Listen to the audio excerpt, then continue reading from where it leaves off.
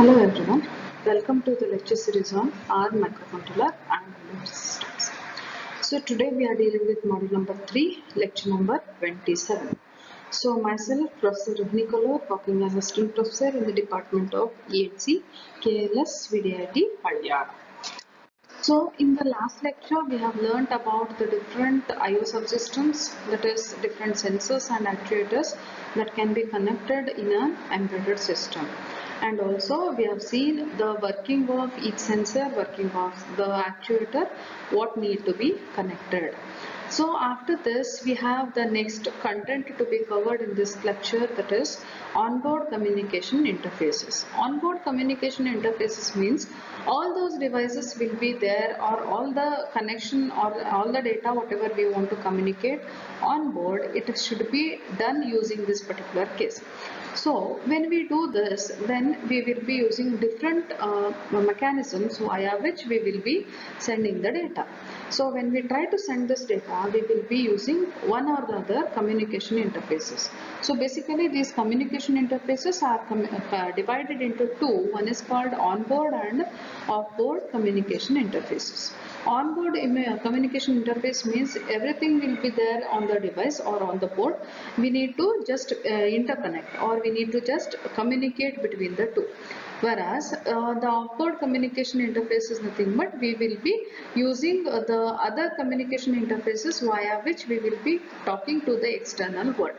So they are not present in the board. So this is what is called onboard communication interfaces. So we will see one by one. So the first one is we have the same thing what is explained. So it will be divided into two. One is called onboard communication interface and offboard communication interface. And we will be using the onboard communication interfaces like I2C or I2C, serial peripheral interface, UART, one wire and parallel bus interface. And we have external communication interface or outboard communication interface as wireless IR. We will use Bluetooth, Wi-Fi, your GPRS or wired connections like RS-232, RS-485, USB, Ethernet, parallel port and so on. So in this lecture we will study what is there about onboard communication interfaces, and in the next video we will cover what is external communication interface. Onboard communication interface. An embedded system is a combination of different types of components arranged on a printed circuit board. So onboard communication interface refers to the different communications or channels or buses for connecting various integrated circuits or various ICs and other peripherals within the embedded system. So we'll use I2C, SPI, UART, one wire and the parallel bus interface. We'll study each of this in detail in this video. So first one is I2C, or we call it as inter-integrated circuit. Inter-integrated circuit is a synchronous directional duplex two-wire series interface bus. So note that this is bidirectional, so that we can send the data as well as receive the data. And we say that it is half duplex, means at one particular time the connection is or the communication is one side. So either you can send the data or you can receive the data. And it is synchronous. So we have a clock which is synchronizing all these operations. So this I2C was actually developed by Philips Semiconductors in the year early 90s. So early 1980s. The original intention of I2C was to provide an easy way of connection between microprocessor or microcontroller system with the peripheral chips. Peripheral chips present in the television set. So this I2 bus actually comprises of two bus lines. One is called serial clock and the other one is serial data. So serial clock is responsible for generating synchronization clock pulses. Serial data is responsible for transmitting serial data. So I2C is a shared bus system to which many number of I2C devices can be connected. So devices connected to I2C bus can be acting as either master or a slave. So this uses a master slave configuration. Master device is responsible for controlling the communication by initiating or terminating the data transfer. And we can set the data, we can generate necessary synchronization clock pulses and so on.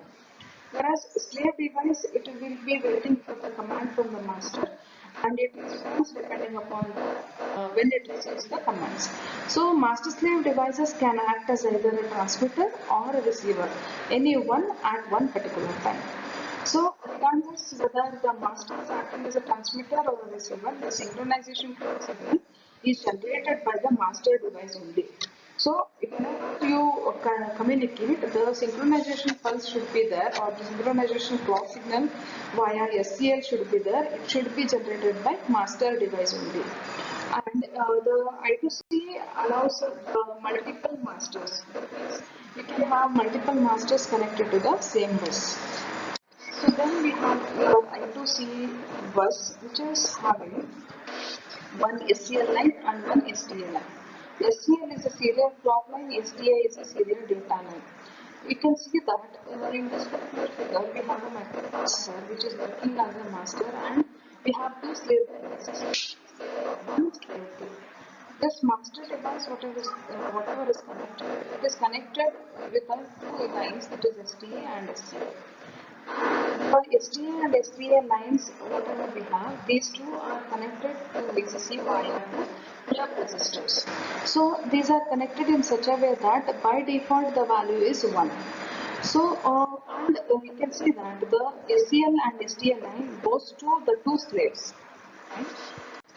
Then the I2C bus interface is built around an input buffer and an open drain or a collector transmitter. Whenever the bus is in the idle state, the open drain transistor will be in the floating state. So they will be switched to high impedance state. So to make this sure, we will be connecting the 5 volts or 3.3 volts voltage using a pull-up resistor, as we have seen in the circuit diagram. So the address of the I2C device is assigned by hardwiring the address lines of the device to the logic level. Then what happens? The operations are how the I2C bus communicates. The sequence of operations for communicating with an I2C slave device is listed below. So here the master pulls the clock signal high, and the master drives the STA line to low. When SCL line is 1 and SDA line is 0, this is the start condition for the data transfer. And the master device sends the address, that is either 7-bit wide or 10-bit wide, of the slave device to which it wants to communicate over the SDA line. Okay, so the clock pulses are generated at the SCL line for synchronizing the bit reception at the slave device. The MSB of the data is always transmitted first, and the data in the bus is valid for the time period during which the clock signal is high. Okay, so once SCL is high and SDA is low, it is a start of communication, and after that the masters will send the 7-bit or 10-bit address on the SDA line. So the SDA line has the data and MSB will be transmitted first, because of which the slave device which is intended to, it will go on receiving the data. So once the master sends the read or write signal, or read or write bit value 1 for read operation, bit value 0 for write operation according to the requirement. The master device waits for the acknowledgement from the slave device whose address was sent on the data line along with the read or write operation. If it acknowledges, okay. So the slave devices which are connected to the bus compares the address received and the address assigned to them. The address whatever is sent by the master, it will be received by all the slave devices, and once they receive the address, they compare them their address with the address what is being sent on the SDA line. When the slave address matches with the sent data, then that particular slave device will send a acknowledgement bit, that is a value 1 for the SDA line. Once the master receives this acknowledgement, the master device will send 8-bit data to the slave device over the SDA if it is required to write to the device. Otherwise, if we want to read the device, then the data from the slave will be sent by the slave to the master over the same SDA line. And if we are performing a write to the device, then the master will wait for the acknowledgement after the data transfer is being completed. And once, if it is a read operation, then after the master gets completed data, then it will send the acknowledgement bit to the slave device over the SDA line only.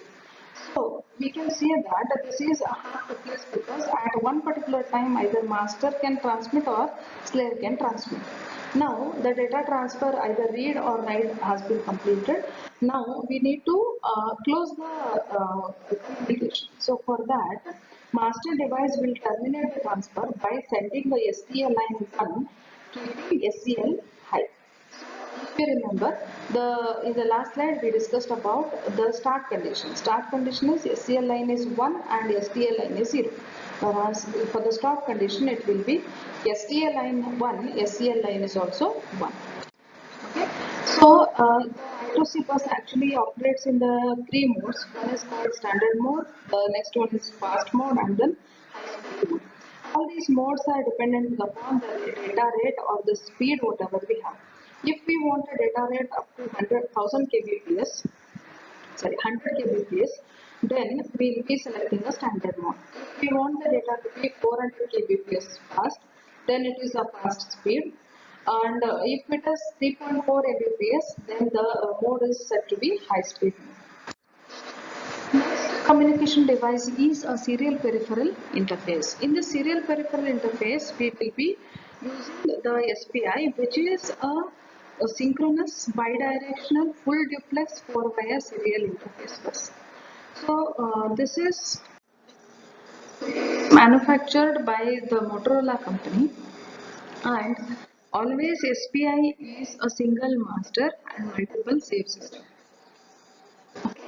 Likewise, how we had it for I2C, it was a multi-master system, but here it is a multi-save and a multi-slave and a single master. So there can be more than one master, but only one master can be active at one particular time. So it uses four signals. So signals means one is master out, slave in. That means master is sending the data and slave is receiving the data. Master in, slave out. That means master is receiving the data and slave is sending the data. Similarly, serial clock, that is the clock which is synchronizing all these details, and SS. SS is a slave select.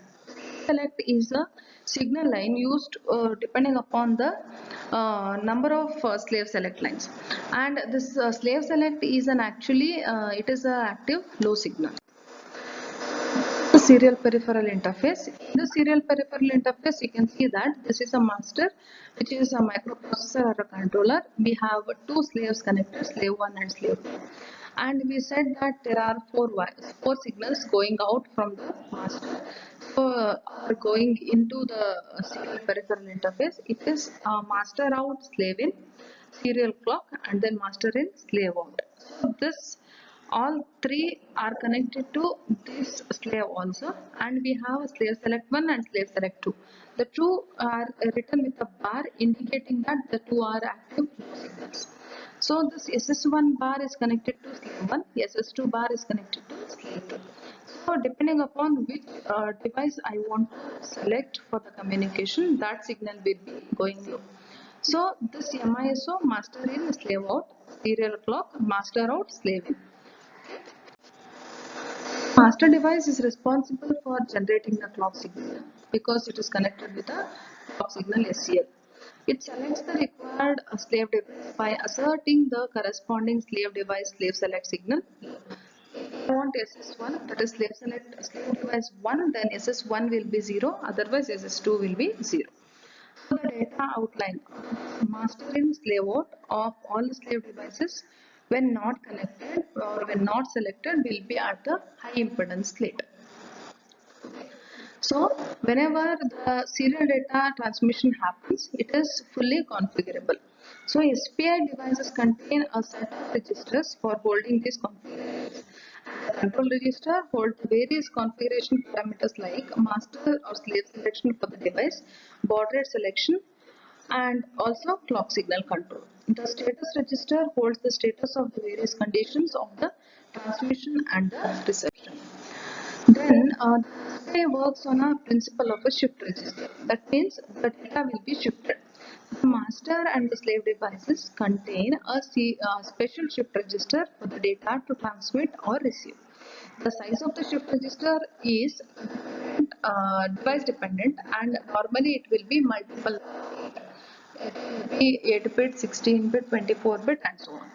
So during transmission from master to slave, the data in the master shift register is shifted out to the master out slave in MOSI pin. It enters the shift register of the slave device through the MOSI pin connected to the slave device. At the same time, the shifted out data bit from the slave device shift register enters the shift register of the master slave on the MISO. Is receiving and slave is sending the data. So totally what happens is the shift register of master and slave device form a circular buffer. So when it is performing circular buffer, once the buffer completes, it will be completing that particular connection. So when compared to I2C, SPI bus is more suitable for applications requiring transfer of data in streams. But the only limitation with the SPI is it does not support any acknowledgement mechanism. It will be sending the data from the master to the slave or slave to master, but there is no acknowledgement criteria coming into picture here in the SPI. Then we have the next one, which is called as universal asynchronous receiver and a transmitter. This we have done a program also in the R lab. So universal asynchronous receiver transmitter based data transmission is an asynchronous form of serial data transmission. It does not require a clock signal to synchronize the transmitting energy and the synchronize the transmitting end and the receiving end for the transmission. Instead, it relies upon the predefined agreement between the transmitting device and the receiving device. So the serial communication settings, whatever we have, that should be done. That is baud rate, number of bits per byte, parity, number of start bit, stop bit, and the flow control. All this should be same on the both receiver side and the transmitter side. And it uses start and stop bit for the communication. And the start and stop bits will be inserted into the data stream so that the communication can happen.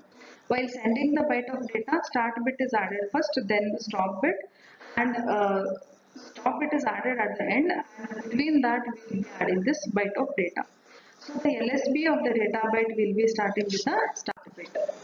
So this you are again, the start bit informs the receiver that the data byte is about to arrive, and the receiver device starts to call the receive line as per the baud rate setting.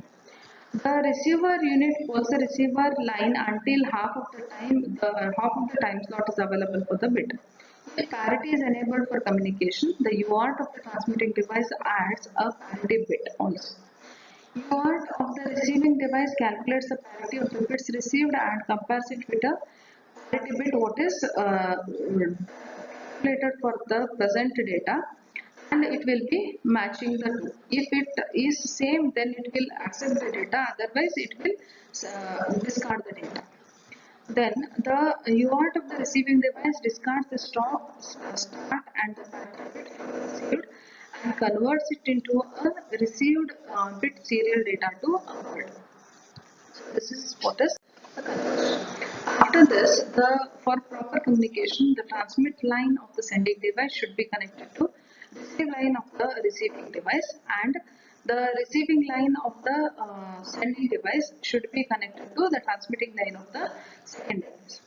So UART chips are available with the different manufacturers. So we have 8250 UART chip from the National Semiconductors, and we also have the data from the IBM PC also. So this is what is our UART looks like, and it uses the TXT line to be connected to the RST, and the RST line is connected to TXT of the UART. The two will communicate using this UART communication interface. Then we have something called as the one-wire interface. This one wire is a asynchronous half-duplex communication protocol developed by Maxim Delas Semiconductors. So this is as it is generated by the Dallas Semiconductor, it is also called as Dallas one-wire protocol. It uses only a single line called DQ for the communication and follows master-slave communication model. Okay. One of the key feature of one-wire bus is that it allows power to be sent along with a signal wire. Okay. Because it has only single wire, all the power as well as the data should be communicated with a single wire only. The slave devices incorporate internal capacitor. Yeah. The slave devices incorporate internal capacitor of the order of 800 picofarad to power the device from the signal line. The one-wire interface supports a single master and one or more slave devices on the bus. So this is a one-wire. Here we have a master that is connecting this port pin to the signal wire. So it connects this slave 1 and slave 2 via this DQ. And you can see that we use a pull-up resistor that is connected to a VCC to this DQ so that it will be high whenever it is not connected. The two are connected to ground. One device contains a globally unique 64-bit identification number stored within it. This unique identification number can be used for addressing individual devices on the bus in case there are multiple slaves or multiple devices connected. So the identifier will be having 3 parts. One is a 8-bit family code, 48-bit serial number and an 8-bit CRC. So, and after this is computed from the total CRC which is computed from your 56 bits, that is 8-bit family code and a 48-bit serial number. So the sequence of operation for communicating with a one-wire slave device is the master sends a signal, that is reset pulse, on a one-wire bus. The slave device present on the bus, they respond with a presence pulse. Okay. So once they respond, the master device sends a ROM command, that is a net address command followed by a 64-bit address of the device. This it will send. So the master device sends a read or write function command to read or write the data on the internal memory or address of the slave device. After the master initiates the read or write data from the device onto the device. So all the communication, whatever happens in a one-wire protocol happens by the master or they are master initiated. Then what happens is the reset pulse occupies 8 slots. Okay. For starting a communication, the master asserts a reset pulse by pulling the one-wire bus low initially. So initially it is kept in a low condition for 480 microseconds. So every one slot is equal to 60 microseconds. Here the reset pulse occupies 8 time slots. So 8 into 60 will be 480. So this 480 microseconds there will be a reset pulse. If the slave device is present on the bus and is ready for communication, it should respond to the master within the presence pulse within the 60 microsecond or one time slot to the master. Once the slave device responds to the present signal by pulling the one wire low for one time slot, the communication will start. For writing the bit value 1 on the one wire bus, the bus master pulls the bus for 1 to 15 microseconds. Okay, and then releases the bus. So this will make the one value, bit value 1 written onto the interface. To make the to write a bit 0, what we need to do is the master should be pulling the bus for one time slot, that is 60 microseconds, and maximum up to 2 microseconds. 2 time slot, that is 120 microseconds. This is for writing the data. To read a bit from the slave device, the master will pull the bus low for 1 to 15 microseconds. So by doing this, logical value 0 will be, sorry, the logical value will be read from the slave. If the slave wants to send the bit value 1 in response to the read request, then it simply releases the bus for the rest of the time slot. So for 1 to 15 milliseconds, it will pull it low and this it will release the bus for the next time. It wants to send a bit 0, then it will pull the value 0 for the rest of the time slot. By doing this, you will be reading the data from the slave device either 0 or it is 1.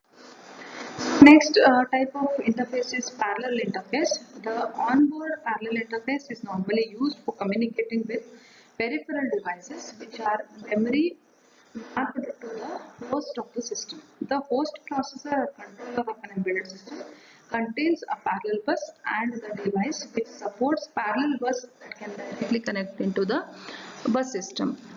The communication through the parallel bus is controlled by the control signal interface between the signal and the device and the host. So this control signal for the communication include read signal as well as the device select. So the direction of data transfer, whether it is from host to device or device to host, can be controlled by using the signal lines read or write. Only the host processor has a control to read and write the control signals.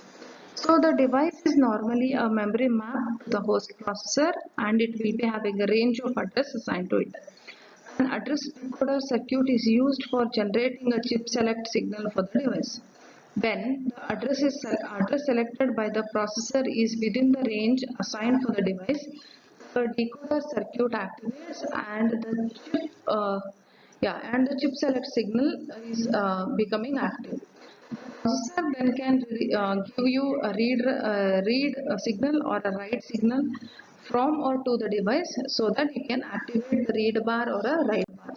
This is what is a signal. So here we have a parallel data bus or the parallel interfacing. Here not to dx minus 1 depending upon what is the bit data bus capability of a processor or a controller I will be having here. If suppose this is a 8-bit processor, then the data will be D0 to D7. If it is a 16-bit, then D0 to D15. Similarly, I'll be having the address bus also. If it is a 10-bit address line, then A0 to A9. If it is 16-bit, 0 to 16, and so on. So once the address is mapped to the address decoder circuit, the address decoder circuit selects the chip select signal of that particular peripheral line. This is the signal. This is the device to be communicated with. Then, if I want to read the data, then this read bar signal is made 0 to this particular chip, and it will read the data over this data bus. If I want to write the data present in the processor, then D0 to D7 will be written to this particular peripheral by using this write bar signal going. This we will be connecting the parallel bus interface. So the parallel communication is a host processor initiated. If a device wants to initiate the communication, it can inform the same to the processor through interrupts. For this, the interrupt line of the device is connected to the interrupt line of the processor, and the corresponding interrupt is enabled in the host computer or a host processor. The width of the parallel interface can be determined by the data bus width of the host processor as explained earlier. So it will be either 4-bit, 8-bit, 16-bit or up to 64-bit or so on. So the bus width is supported by the device should be same as that of the host processor. And parallel data communication offers a highest speed of data transfer. So in today's lecture, we have learnt about the different onboard communication interfaces, and we will be learning about the offboard communication or external communication interfaces in the next lecture. Until then, take care. Bye.